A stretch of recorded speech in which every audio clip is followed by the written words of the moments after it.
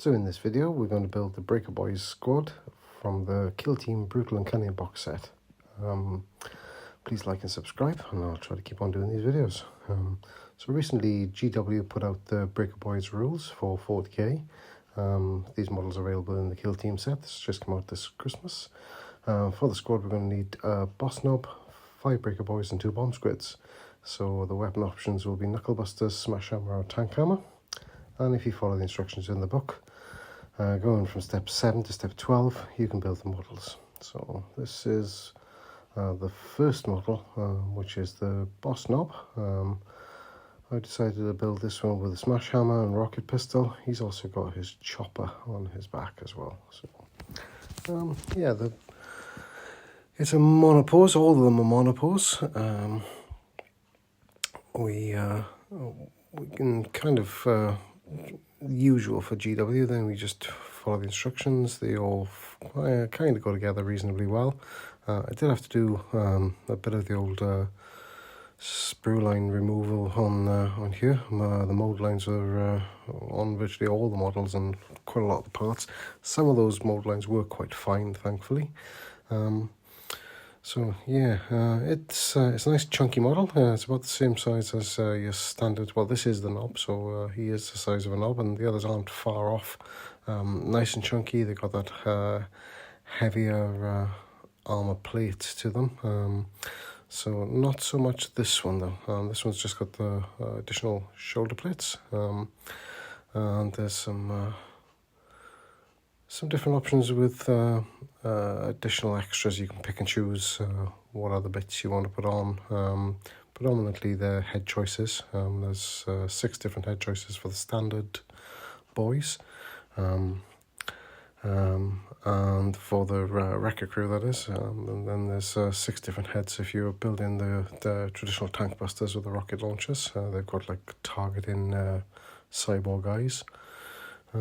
But yeah, you can see this one now has got the sort of heavier shoulder pads, rather than with the boys within this squad have got a sort of large, sort of armor plated complete over the shoulder. But because the knob has got the sort of knob pole and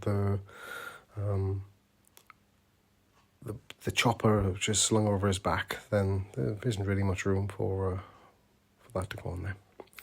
But they all went together pretty well. Got to watch this bit now when I put it on. You can see that little strap that's coming around the back. You need to make sure that lines up. It will all slot in. There are little dimples on the backside of that chopper that fits in with the dimples on that little round circle there, which is between those straps in the middle of his back. And if you just rotate it around, it'll kind of slot in the right spot. A little bit of pressure perhaps if it's a little bit flexed out to push it in. But yeah, it goes together reasonably well. I say all monopose though. I'm not a kit basher really, so I'm not for chopping hands off and adjusting or anything at this point. Yeah, just building the standard build. But yeah, it goes together nice little model. We'll get the rest of them done. So next up I'm going to do is, I use the Tamiya extra thin glue, so let me just get them stuck on the base. I've sanded the feet down once it was built together just to make sure they were level and it sat a bit better on the base. There was some sort of attachment points to the sprues were there on the feet, so yeah, need a little bit of sanding to get it a bit flush. But yeah, all these little mold lines then. If you use the Tamiya extra thin on the really fine mold lines, if you just paint a line over all the really fine lines like I'm doing here, they do melt back a little bit and become a little bit less noticeable. Hopefully I'll do perhaps a little painting video. I tend to use more contrast paints. I'll show you perhaps how it turns out. If I get enough interest in this video, then I'll perhaps do one of them. As I say, I never started this channel with the aspects of it being a sort of painting channel. It was more sort of a review of the Combat Patrol magazines is how I started, and then it sort of deviated a little bit. I think I did a Lego video and one or two others. But yeah, with applying this sort of thin coat of paint everywhere now, thin coat of glue, sorry, it does sort of melt down any sort of little imperfections or where you've been scraping with the back of my hobby knife. Yeah, it just levels it off a little bit, and then when it has a base coat, you shouldn't really know it. So yeah, that's him, all done. He's a pretty nice model, nice bits of detail on him. I really like him. Just one point though, when you're building the boys which have got the hammers, they hold in two arms, don't glue both arms onto the hammer. Glue one arm onto the body, one arm onto the hammer. Fits together a lot better. See here, the face guard, it's on the front of the helmet. I've left it loose on all of them. That's because I want to be able to paint his face. And this is all of them built up.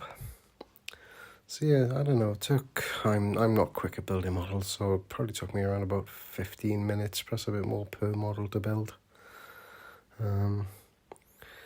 Typical GW sprues, the numbers are all over the shop, but there's lots of parts on the sprues, because you've got all the parts for building the tank busters as well, and then the two little squigs as well, the bomb squigs. So yeah, it's a nice little squad. I'll try getting this primed up tomorrow now. Going back to those sprues though, yeah, there's lots of bits left. As you can see, you got all the rocket launchers, the shields of the rocket launchers, different heads for the smash hammers, different faceplates for the knuckle busters, again, all the arms for the rocket launchers, backpacks for the rocket launchers. I'm sure people who are good at kit bashing, they could probably take these, add it onto a box of knobs or a box of boys and just make another squad. Anyway, thanks guys. Please like and subscribe, and I'll keep on trying to do these videos. Cheers then.